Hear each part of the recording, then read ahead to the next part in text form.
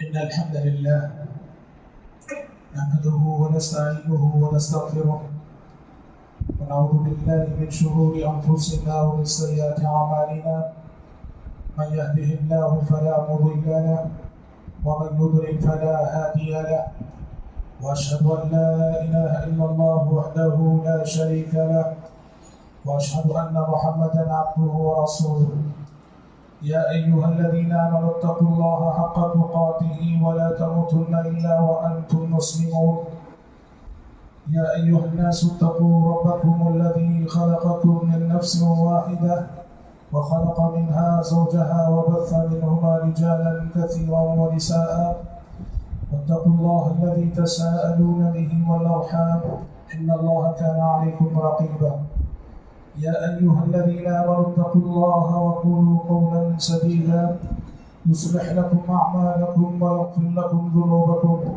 ومن يطع الله ورسوله فقد فاز فوزا عظيما أما بعد فإن خير الحديث كتاب الله وخير الهدي هدي محمد صلى الله عليه وسلم وشر الأمور محدثاتها وكل محدثة بدعة وكل بدعة ضلالة وكل ضلالة في النار. أعوذ بالله السميع العليم من الشيطان الرجيم من همزه ونفخه ونفسه وأما من خاف مقام ربه ونهى النفس عن الهوى فإن الجنة هي المأوى. حضرات گرامی، ابھی خطبہ مسئولہ کے بعد میں نے آپ کے روبرو سورۃ النازعات کی ایک آیت پڑھی ہے. اللہ تبارک و تعالیٰ نے اس آیت میں دخول جنت کی دو شرطیں بیان کی کہ جو شخص بھی اللہ کی بنائی ہوئی جنت میں داخل ہونا چاہتا ہو، اللہ کی بنائی ہوئی جنت کا خود کو حقدار بنانا چاہتا ہو، تو دو صفتیں ہیں جو اسے اپنے اندر پیدا کرنی چاہیے.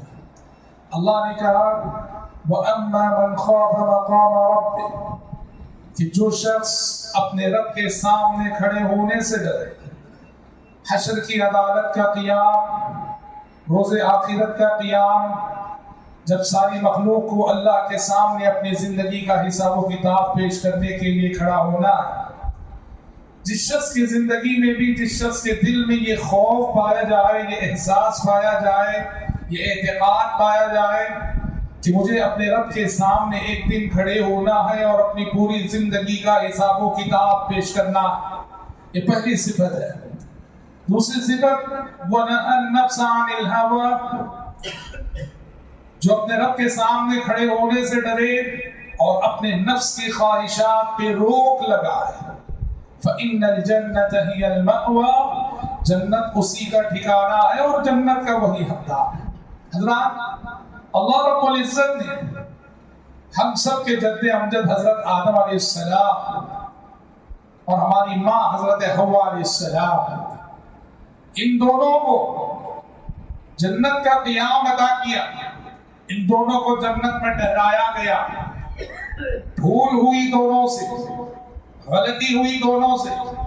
جس درخت کا پھل کھانے سے منع کیا گیا اسی درخت کا پھل ابلیس کے ورغلانے پر کھا لیے تو جنت سے نکال دیے گئے اور زمین پہ اتار دیے گئے. اب آدم سے کہا گیا اور حوا سے کہا گیا اور آدم و حوا کی ذریت سے کہا گیا، قیامت تک آنے والے سے میں نے تمہیں جنت مفت میں دی تھی، تم نے اپنی غلطی سے وہ جنت گنوا لی، جنت سے نکال دیا. اب دوبارہ اس جنت کو اگر پانا ہو تو اب تم میں سے ہر شخص کو پہلے اس کی قیمت ادا کرنی پڑے گی، اس کی قیمت چکانی پڑے گی. یہ زندگی اسی لیے دی گئی ہے، اس دنیا میں مجھے آپ اور سارے انسانوں کو اسی لیے بھیجا گیا ہے کہ ہم اس دنیا میں، اس زندگی میں رب سے جنت کا سودا کریں اور جنت کی قیمت ادا کریں. جو اس زندگی میں جنت کی قیمت ادا کرے گا جنت اسے ضرور ملے، اور جو اس زندگی میں جنت کی قیمت ادا نہیں کرے گا جنت اسے کبھی نہیں ملنے والا. اب جانتے ہیں جنت کی قیمت کیا ہے؟ جنت کی قیمت کیا ہے؟ جنت کی قیمت وہی ہے جسے اللہ نے کہا وَنَهَى النَّفْسَ عَنِ الْهَوَىٰ، کہ اپنے نفس کی خواہشات پہ روک لگائے، اپنے نفس کو کنٹرول میں رکھے، اپنے نفس کو قابو میں رکھے، اپنے نفس کو کچلے، اپنے نفس کو رگڑے۔ جو شخص اس دنیا میں اپنے نفس کا غلام نہیں بنتا بلکہ اپنے نفس کو خدا کا غلام بناتا ہے، شریعت کا غلام بناتا ہے، دین کا غلام بناتا ہے، اس نے گویا جنت کی قیمت ادا کی۔ جنت کی قیمت کیا ہے؟ جو ہم سب کو چکانی ہے، ہماری خواہشات ہیں، ہماری ارمانیں ہیں، ہماری راحت ہے، ہمارا آرام ہے، ہمارا چین ہے، ہمارا سکون ہے۔ جو شخص اس زمین میں، اس دنیا میں جس قدر اللہ اور اس کے رسول کی خاطر، اس کے دین کی خاطر اپنی خواہشات کی قربانی دے گا، آرام اور راحت کی قربانی دے گا، وہ اسی قدر سمجھو جنت کی قیمت چکا رہا ہے۔ ہم سو رہے ہیں، میٹھی نیند سو رہے، مؤذن کی آواز سنی، حی علی الصلاۃ حی علی الفلاح، اس آواز کو سن کر ہم نے تکیے سے سر اٹھایا، میٹھی نیند کو قربان کیا، گئے وضو کیے، مسجد میں حاضری دے دی، واللہ العظیم ہم نے جنت کی قیمت چکائی ہے۔ ہم کبھی کسی گلی سے گزر رہے ہیں، کسی راستے سے گزر رہے ہیں، ہمارا نوجوان، اور سامنے سے کوئی حسین چہرہ چلا آ رہا ہے، اس کا من کر رہا ہے، دل کہہ رہا ہے کہ اس کو دیکھے، اور شریعت کہہ رہی کہ نظریں بچھاؤ، نظریں جھکاؤ، مت دیکھو۔ جو نوجوان نظریں جھکا کے گزر جائے، نگاہیں نیچے رکھ کے گزر جائے، وہ جنت کی قیمت چکا رہا ہے۔ یاد رکھو جنت ملے گی اب کسے؟ جو اس زندگی میں جنت کی قیمت چکائیں گے انہیں ہی جنت ملے گی۔ اور جنت کی قیمت کیسے چکائی جاتی ہے؟ اپنے مال، اپنی نفسانی خواہشات کو قربان کرتے۔ حضرت صہیب رومی رضی اللہ عنہ ایک بہترین نمونہ، ایک بہترین مثال اللہ کے ان مخلص بندوں کی جنہوں نے کہ اس زندگی میں جنت کی قیمت چکائی، اور اللہ رب العزت نے ان کی کامیاب سودے کی شہادت قرآن میں۔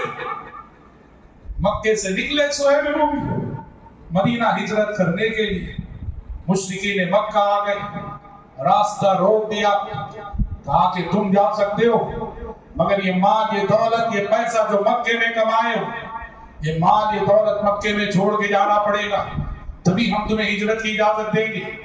صہیب رومی رضی اللہ عنہ نے سارا مال ان کے حوالے کیا، ساری دولت ان کے حوالے کی، خالی ہاتھ لٹے ہوئے، پٹے ہوئے، خالی ہاتھ مدینہ پہنچے اللہ کے نبی کے پاس، اور ان کے مدینہ پہنچنے تک آسمان سے جبریل امین ان کے سلسلے میں وحی لا چکے تھے۔ وَمِنَ النَّاسِ مَن يَشْرِي نَفْسَهُ ابْتِغَاءَ مَرْضَاتِ اللَّهِ وَاللَّهُ رَءُوفٌ بِالْعِبَادِ۔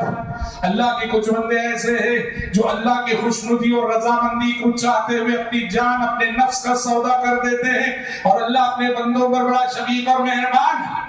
جبریل امین ان کے آنے سے پہلے محمد عربی صلی اللہ علیہ وسلم کے پاس یہ وحی لا چکے، اور صہیب جیسے ہی پہنچے اللہ کے نبی نے کہا صہیب کیسے آئے ہو؟ حضرت صہیب نے سارا ماجرا بیان کیا، سارا قصہ بیان کیا۔ اللہ کے نبی سب کچھ لٹا کے آیا، سب کچھ قربان کر کے آیا، خالی ہاتھ آیا، نہتا چلا آیا۔ پیارے نبی نے کہا ربح صہیب، ربح صہیب، ربح صہیب۔ آپ نے کہا صہیب کی تجارت کامیاب ہو گئی، صہیب کی تجارت کامیاب ہو گئی، صہیب کی تجارت کامیاب ہو گئی۔ یہ کون سی تجارت ہے؟ یہ کون سا بزنس؟ یہ کون سا سودا؟ یہ اللہ کی خاطر کھونے کا بزنس، اللہ کی خاطر کھونے کا سودا، اللہ کی خاطر کھونے کی تجارت۔ یاد رکھنا آخرت میں پائے گا وہی جو اس دنیا میں کھونے کا حوصلہ رکھتا ہو۔ سب کھو کے تیری راہ میں میں دولت دنیا، سب کھو کے تیری راہ میں میں دولت دنیا، سمجھا کہ کچھ اس سے بھی سوا میرے لیے ہے۔ اسے یاد رکھنا، مومن اس دنیا سے اس حال میں جاتا ہے کہ اس کی بہت ساری خواہشات ادھوری رہتی ہیں۔ ایک مومن کے نقطہ نظر اور ایک کافر کے نقطہ نظر میں فرق کیا جانتے ہیں دنیا کے سلسلے میں؟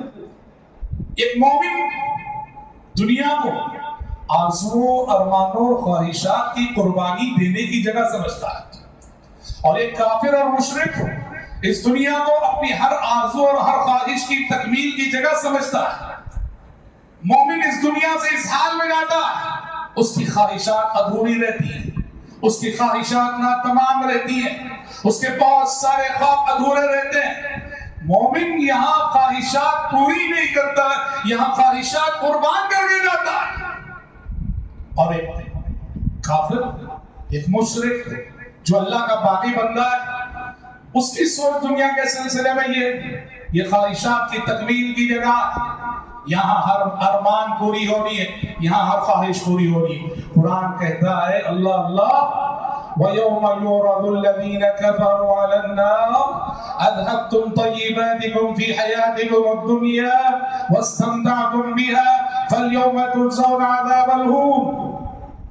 کافروں کو آگ پر پیش کیا جائے گا روز قیامت, اور اسے کہا جائے گا اذهبتم طیباتکم فی حیاتکم الدنیا, تم نے اپنے سارے مزے دنیا میں لوٹ لیے, ساری ارمانیں دنیا میں پوری کر لی, ساری خواہشات دنیا میں پوری کر لی, ہمارے پاس آج تمہارے لیے سوائے عذاب کے کچھ نہیں ہے.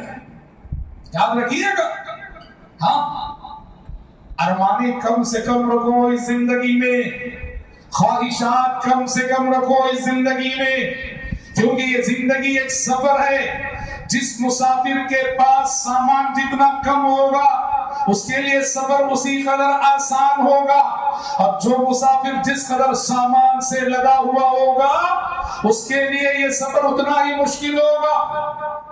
اپنی ارمانوں کو کم سے کم رکھا کرو, اپنی خواہشات کو کم سے کم رکھا کرو. نفس پرستی یعنی نفس کی ہر بات سننا, نفس کی ہر بات ماننا, نفس کی ہر خواہش کی تکمیل کا خواب دیکھنا, یہ کیا جانتے ہیں؟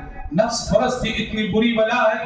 آپ سوچئے ذرا, ابلیس دربار الہی سے دھتکارا گیا, دربار الہی سے دھتکارا گیا. اللہ نے کہا روز قیامت تک کے لیے تجھ پر اور تیری ذریت پر لعنت ہے. کیا گناہ تھا ابلیس؟ ابلیس نے شرک کیا کیا؟ ابلیس نے شرک کیا اللہ کے ساتھ؟ نہیں. ابلیس جس گناہ کے سبب اللہ کے دربار سے نکالا گیا, دھتکارا گیا, اس پر اللہ کی لعنتوں کی بارش ہوئی, اس لیے نہیں کہ ابلیس نے شرک کیا, نہیں. ابلیس جس گناہ کے سبب دربار الہی سے دھتکارا گیا وہ گناہ کیا تھا؟ نفس پرستی, نفس پرستی, نفس کی پوجا, نفس کی پرستش. ابلیس کا گناہ نفس پرستی. یہاں رک کے سوچو کہ نفس پرستی کتنی بری بلا ہے. ابلیس نے شرک نہیں کیا تھا, نفس پرستی کی تھی. جب اللہ نے کہا تھا آدم کے لیے سجدہ کر, اس نے کہا میں آدم کے لیے سجدہ کروں, میں جو آگ سے بنا ہوں, اور آگ کی صفت ہے بلند ہونا, آدم جو مٹی سے بنا ہے اور مٹی کی صفت ہے دبنا, اور میں آدم کے لیے سجدہ کروں. دو گناہ اس نے کیے, دونوں گناہوں کا تعلق نفس پرستی سے تھا. ایک ہے حسد, آدم سے حسد مبتلا, اور ایک کبر اور تکبر, انانیت, میں. یہ نفس پرستی ہوئی, اور اسی کی یہ نفس پرستی اللہ کو اتنی ناپسند لگی کہ اللہ نے قیامت تک کے لیے اس کو دھتکار دیا, ہمیشہ کے لیے دھتکار دیا اللہ تعالیٰ نے. نفس پرستی اتنی بری بلا ہے. اس لیے محترم بھائیوں اور محترم بہنوں, زندگی میں اپنے نفس سے لڑنے کا ہنر چاہیے. ایک جنگ ہے ایک جنگ ہے یہ جو ہمیں اپنے آپ سے لڑنی ہے. یہ جنگ ہے یہ جو اپنے آپ سے لڑنی ہے. یہ لڑائی ہے جو ہمیں اپنے آپ سے لڑنی ہے. سمجھ رہے؟ تنہائیوں میں لڑنی ہے یہ جنگ, بند کمروں میں لڑنی ہے یہ جنگ. جو اپنے نفس سے لڑے گا اور جیتے گا, جنت اسی کا حق ہے. ابو بکر صدیق رضی اللہ دیکھے گئے, کیسے دیکھے گئے؟ ابو بکر صدیق رضی اللہ عنہ تنہائی میں کھڑے ہیں اور اپنی زبان پکڑے کھینچ رہے اپنی زبان کو, اور اپنے آپ سے کچھ کہے جا رہے. گزرنے والوں نے دیکھا کہ ابو بکر اپنی زبان کو کھینچ رہے. لوگوں نے کہا ابو بکر یہ کیا کر رہے ہو؟ ابو بکر نے کہا اپنی زبان کی تربیت کر رہا ہوں, زبان کو ہمیشہ درست رکھنا ہے. انما اوردنی هذا المهالك, اسی زبان کے سبب انسان ہلاکت تک پہنچ جایا کرتا ہے۔ میں اپنی تنہائیوں میں اپنی زبان کی تربیت کر رہا ہوں، زبان کی اصلاح کر رہا ہوں، سمجھ رہے؟ جو لوگ اپنے آپ سے لڑتے ہیں، اپنی تنہائیوں میں اپنے نفس سے لڑتے ہیں، ان کے جینے کا طور طریقہ ہی الگ ہوتا ہے، ان کے انداز ہی الگ ہوتے ہیں۔ علی بن ابی طالب رضی اللہ عنہ تنہائی میں دیکھے گئے، اپنے آپ میں دنیا سے مخاطب ہو کے دنیا سے کہے جا رہے ہیں، یا دنیا غربی غیری فقط طلقتک البتہ، اے دنیا جا کسی اور کو دھوکہ دے، تو علی بن ابی طالب کو دھوکہ نہیں دے سکتی۔ علی بن ابی طالب نے تجھے طلاق دے دی، طلاق بتہ دے رکھی ہے، فقط طلقتک البتہ۔ یہ وہ اللہ کے بندے ہیں، یہ وہ نفوس قدسیہ ہیں جنہوں نے نفس کی لڑائی میں ہر سانس نفس پر فتح پائی ہے، نفس سے لڑ کر جیتے ہیں۔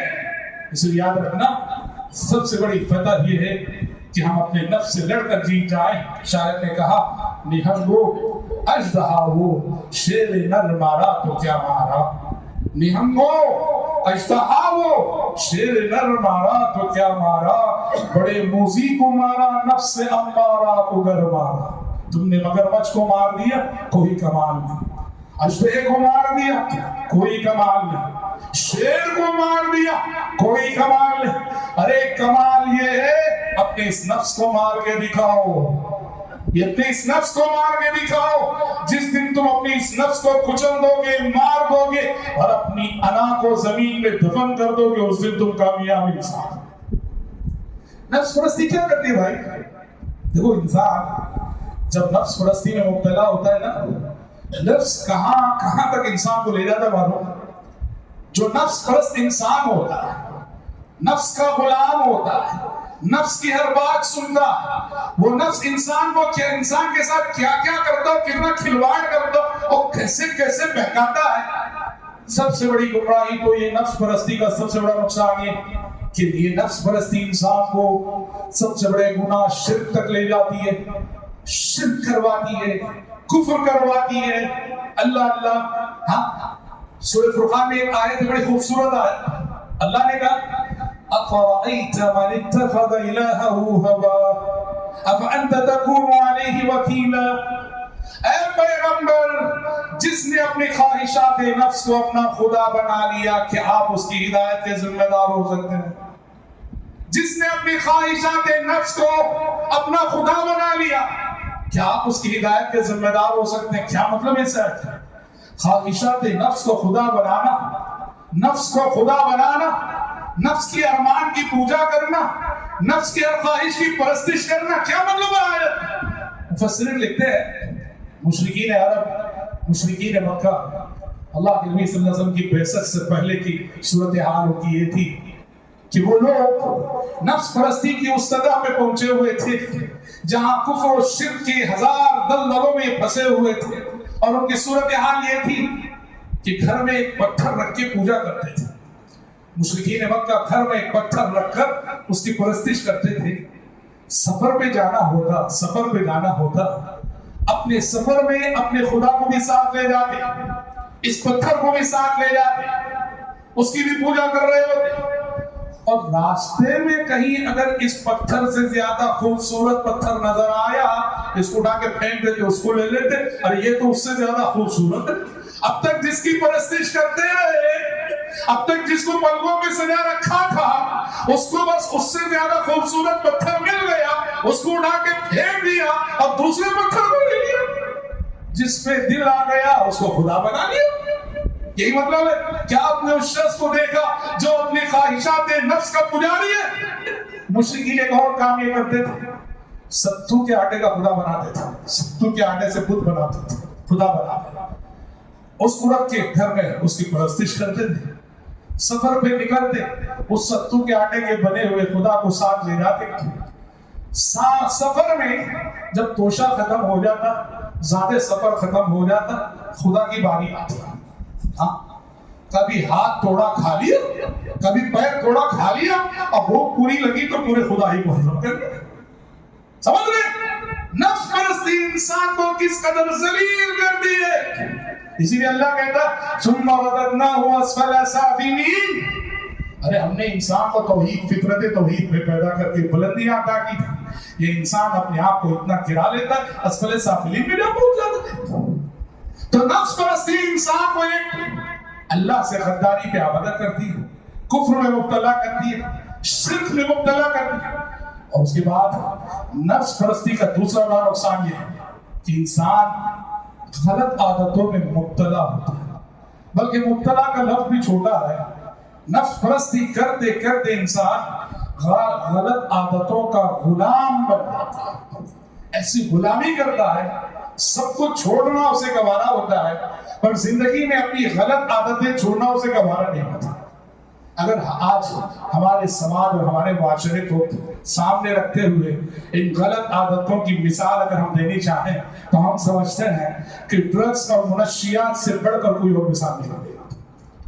ڈرگز اور منشیات کی لت، ڈرگز اور منشیات کی لعنت، جس میں سارا سماج مبتلا ہے، ساری دنیا مبتلا ہے، یہ پورا ایک عالمی بزنس ہے، عالمی نیٹ ورک ہے اس کا، حکومتیں بے بس ہیں اس کے آگے، نسلیں نو برباد ہو رہی ہے، نسلیں نو برباد ہو رہی ہے، اور افسوس اس بات پہ ہے کہ ملک ہندوستان میں جہاں مسلمان ایک اقلیت کی حیثیت سے رہتے ہیں، میدانی جائزہ بتاتا ہے کہ ڈرگز اور منشیات کی اس لعنت میں ہماری قوم اور ہماری قوم کا نوجوان بہت بری طرح مبتلا، بہت بری طرح مبتلا۔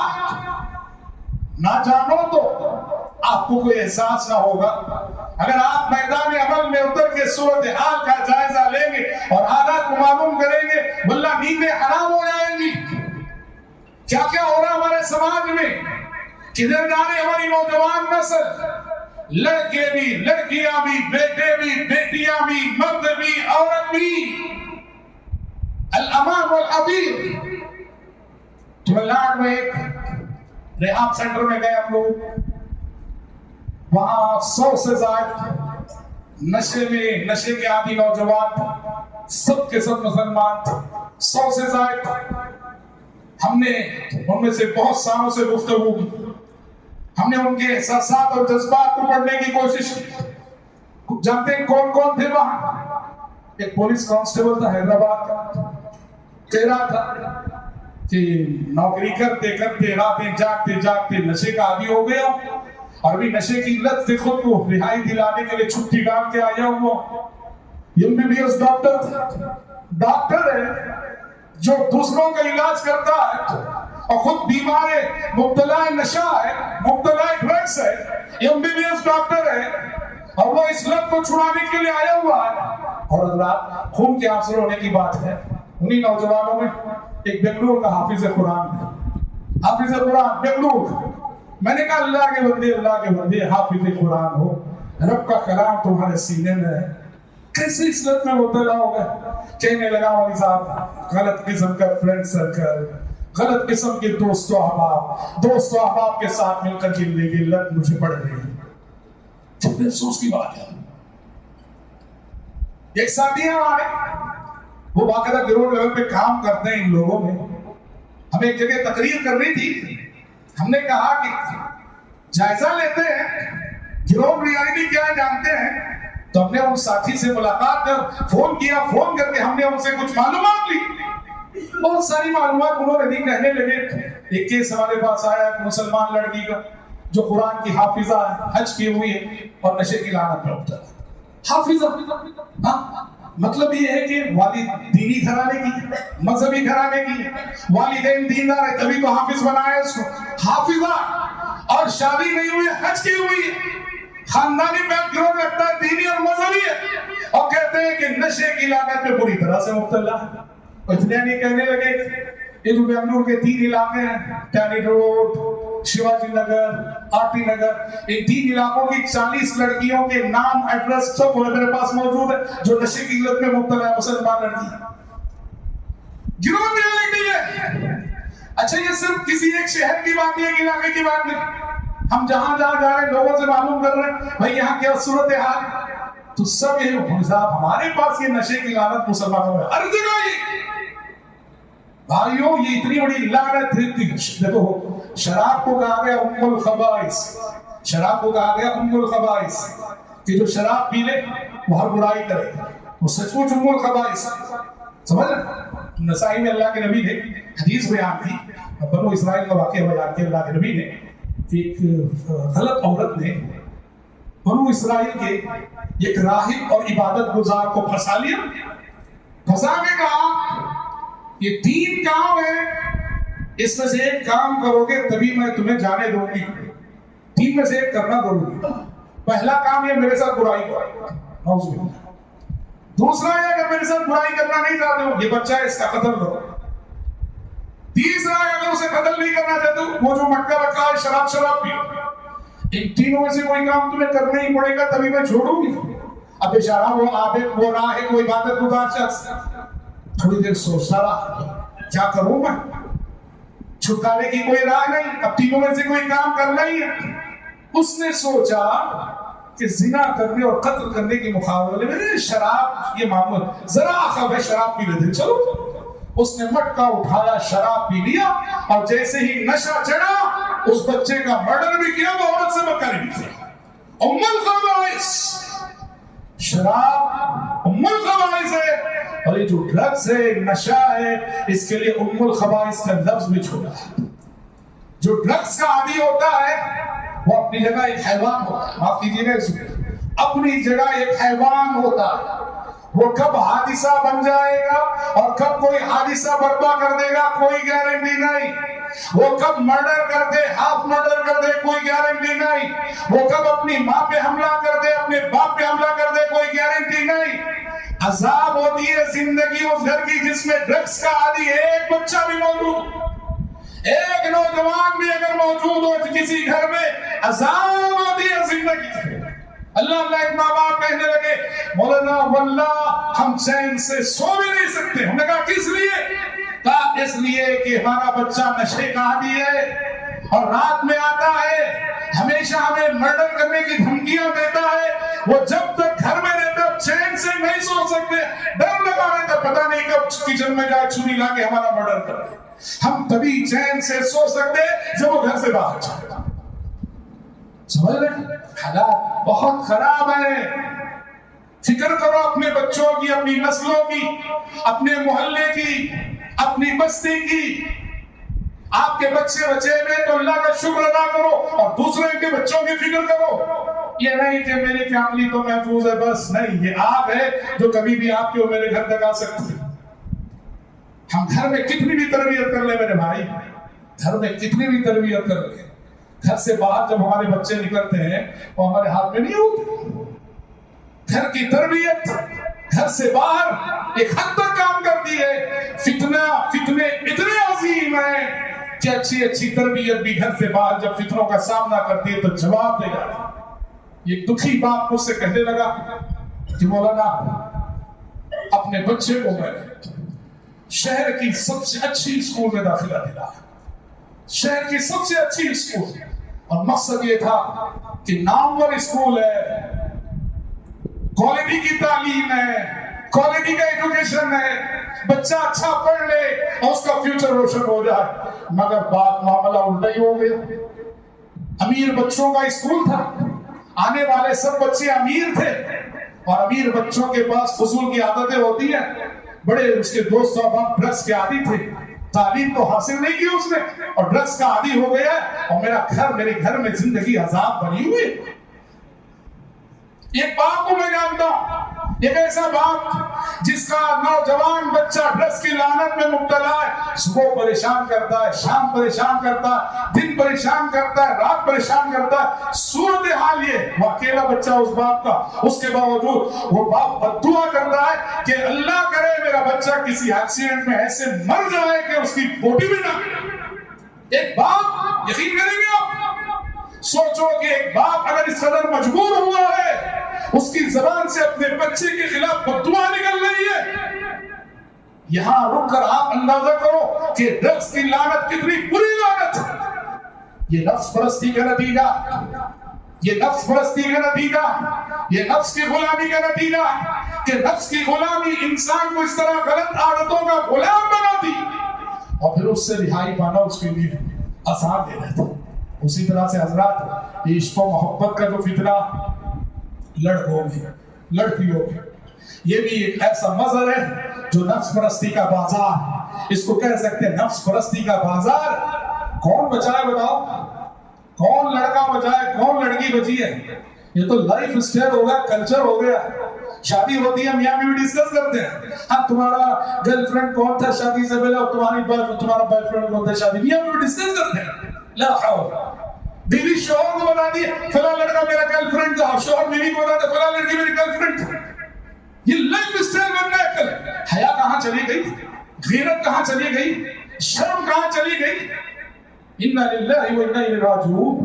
نبی نے تو یہ کہا تھا رشتے سیرتوں کو دیکھ کر ہونا چاہیے. ارے صورت دیکھو، شریعت منع نہیں کرتی، صورت دیکھنا چاہیے، لیکن شریعت کہتی ہے صورت کے ساتھ سیرت بھی دیکھو، دین بھی دیکھو، اخلاق بھی دیکھو. اذا اتاكم من ترضون دينه وخلقه فزوجوه الا تفعلوه تكن فتنة في الارض وفساد كبير. نبی نے کہا تھا جب رشتے آئے ایسے رشتے جو حسن و جمال کے ساتھ ساتھ اخلاق رکھتے ہو، ایسے رشتے جو حسن و جمال کے ساتھ دینداری بھی رکھتے ہو تو آگے بڑھو. اخلاق دیکھنا ہے، دینداری دیکھنا ہے. اور آج نہ اخلاق دیکھے جاتے ہیں نہ دینداری دیکھی جاتی ہے، بس ایک ہی چیز صورت صورت صورت. صورت میں ایک دوسرے کی بھر ہے. اور یاد رکھو صورتوں کا نشہ زیادہ دن باقی نہیں رہتا، صورتوں کا نشہ چند مہینوں میں اتر جاتا ہے. رشتے صورتوں سے نپٹے نہیں ہیں، رشتے سیرتوں سے نپٹے. یاد رکھیں رشتے شکل سے نپٹے نہیں ہیں، رشتے نپٹے اخلاق سے، کیریکٹر سے نپٹے ہیں. آج کیوں گھر گھر طلاق کے واقعات، کھلے کے واقعات، میاں بیوی میں جھگڑے اور نفرتوں کے واقعات؟ کیوں؟ اسی لیے کہ بنیاد غلط تھی. ہم نے چہرے دیکھ کر رشتے کیے، صورت دیکھ کر رشتے کیے، ہم نے سیرت کو نظر انداز کیا، کیریکٹر کو نظر انداز کیا. یہ نفس پرستی کا بہت بڑا بازار ہے. کہنا یہ ہے کہ معاشرے میں ہر طرف نفس پرستی کے بازار ہیں. ایسے ایک بندہ مومن کو چاہیے، بندہ مومن کو چاہیے وہ خود پہلے اپنی جگہ اپنی ذات نفس کا غلام بننے کے بجائے اللہ کا غلام بن کے دکھائے، اپنے نفس کو اللہ کا غلام بنائے، اپنے نفس کو دین و شریعت کے تابع کرے، اور پھر دوسروں کو بھی یہی میسج دے، یہی پیغام دے. اسی کو قرآن تزکیہ نفس سے تعبیر کرتا ہے. قد افلح من تزکر وذکر اسم ربہ فصلی. کامیاب ہو گیا وہ جو اپنے نفس کا تزکیہ کرے. قد افلح من زکاہا. کامیاب ہو گیا وہ، اور یقیناً کامیاب ہو گیا جو اپنے نفس کو پاک کرے. اپنے نفس میں جو برائیاں پاک کرو، اپنے نفس کو ان برائیوں سے، عشق و محبت کی برائی سے پاک کرو، غلط عادتوں کی غلامی سے نفس کو پاک کرو، حرص و حوث کی عادت سے پاک کرو اپنے نفس، غصے کے اظہار کی عادت سے پاک کرو اپنے نفس، بڑائی چاہنے اور تعریف چاہنے کی عادت سے پاک کرو اپنے نفس. الغرض اپنے نفس کی تربیت کے لیے کیا کرنا جانتے ہیں؟ نفس جو چاہتا ہے اس کے خلاف کرو، نفس جو چاہتا ہے اس کے خلاف کرو. ابھی ہم نے کہا اذان ہو رہی ہے، تقریباً ہم سب لگائے ہوئے ہیں، دل کر رہا ہے کہ اور سو رہے. نہیں، مت مانو نفس کی، اٹھو. نفس جو کہتا ہے اس کی خلاف ورزی کرو. جب آپ نفس کی خلاف ورزی کرنے کی عادت ڈالو گے نا، تب چل کے آپ کا نفس آپ کے کنٹرول میں آئے گا، آپ کے قابو میں آئے گا، اور یوں آپ اس زندگی میں جنت کی قیمت ادا کرنے میں کامیاب ہوں. دعا کریں رب العالمین سے کہ رب العزت مجھ کہنے والے کو سب سے اور آپ سبھی بھائی بہنوں کو اس زندگی میں اپنی خواہشات اور اپنے مال کو قربان کر کے جنت کی قیمت ادا کرنے کی توفیق عطا فرمائے. اللہ نفس پرستی اور نفس پرستی کے مظاہر سے ہم سب کو بچائے. اللہ خطبے کے اختتام پر کچھ باتیں شعبان کے تعلق سے، جس سے کہ ہم شعبان کے مہینے سے گزر رہے ہیں. آج 10 شعبان. آپ جانتے ہیں کہ شعبان کا مہینہ بڑی فضیلت والا مہینہ ہے. پیارے نبی صلی اللہ علیہ وسلم شعبان کے مہینے میں کثرت سے نفل روزہ رکھا کرتے تھے، اس لیے کثرت سے اس مہینے میں نفل روزوں کا اہتمام کیجیے. وہ جو حدیث میں آیا ہے کہ 15 شعبان کے بعد روزہ رکھنے سے منع کیا، یہ کس کے لیے؟ جو نفل روزے رکھنے کی جن کو عادت نہیں ہے ان کو منع ہے وہ 15 شعبان کے بعد نہ رکھیں. لیکن جو لوگ پہلے سے نفل روزے رکھنے کے عادی رہے وہ 15 شعبان کے بعد بھی روزہ رکھ سکتے ہیں. تو لہٰذا 15 شعبان یا شعبان کے مہینے کثرت سے نفل روزوں کا اہتمام کیجیے. دوسری بات، 15 شعبان کی مناسبت کو مسلمانوں نے بدعت اور خرافات کی مناسبت بیان بنا رکھا ہے. بہت ساری خرافات ہیں، غلط تصورات ہیں. جیسے مثال کے طور پر 15 شعبان کو خاص طور پر قبرستان کی زیارت کرنا تھے، وہ سارے قبرستان سجے ہوئے تھے. 15 شعبان کو سارے قبرستان چراغ. اتنا ہی نہیں، وہ تو اہتمام قبرستان میں، گھروں میں اہتمام. 15 شعبان کے سلسلے میں یہ اعتقاد مسلمانوں میں پایا جاتا ہے کہ مرحومین کی روحیں آتی ہیں. ہمارے دادا دادی نانا نانی ابو امی جو بھی جا چکے ہیں نا، ان کی روحیں گھر آتی. اس لیے 15 شعبان کو کیا کیا جاتا ہے، ان مرحومین کو جو کھانے پسند تھے وہ کھانے بنائے جاتے ہیں، گھروں میں نئے کپڑے پہنے جاتے ہیں، اور مسجدوں میں باقاعدہ پوری رات جاگنے کا اہتمام ہوتا ہے. اور یہ سمجھا جاتا ہے کہ یہ سب سنت ہے. اور ستم والا ہے، ستم یہ جو فضیلتیں لیلۃ القدر کی، رمضان کی، وہ ساری فضیلتیں اٹھا کے اس رات پہ فٹ کر دیتے. یہ مصیبت ہے. سورہ دخان اِنَّا أَنزَلْنَاهُ فِي لَيْلَةٍ مُبَارَكَةٍ، یہ جو آیت ہے سورہ دخان کی، فیہا یفرق کل امر حکیم، اس رات سال بھر کے معاملات کے فیصلے ہوتے ہیں. کس رات کے بارے میں؟ اس شب قدر کے بارے میں. اور یہ آج لوگ اس آیت کو اٹھا کے 15 شعبان پہ فٹ رکھتے ہیں کہ 15 شعبان کو سال بھر کے فیصلے ہوتے ہیں. غلط تفسیر، غلط رہنمائی، غلط رہبری، مس گائیڈ ہے یہ علماء کی طرف سے عوام. اس سے بدعات سے بچیے گا، خرافات سے بچیے گا. جو کام سنت ہے، مسنون ہے، اس کا اہتمام کیجیے. اور جو کام مسنون ہے وہ کیا؟ نفل روزوں کا کثرت سے اہتمام. دعا ہے رب العزت سے، رب العزت اس ماہ شعبان کی قدر کرنے کی توفیق عطا فرمائے. ہم سب کو صحت کی حالت میں اللہ رمضان تک پہنچائے، اور آنے والے رمضان کی دل سے قدر کرنے کی توفیق عطا فرمائے. اور اللہ آنے والے رمضان کو ہم سب کی زندگیوں کا انقلاب رمضان بنا دے. اللهم آمین. بارک اللہ لنا ولکم فی القرآن العظیم، ونفعنا وإياكم بما فيه من الآيات والذكر الحكيم. إنه تعالى جواد كريم، ملك بر رؤوف رحيم رب العالمين.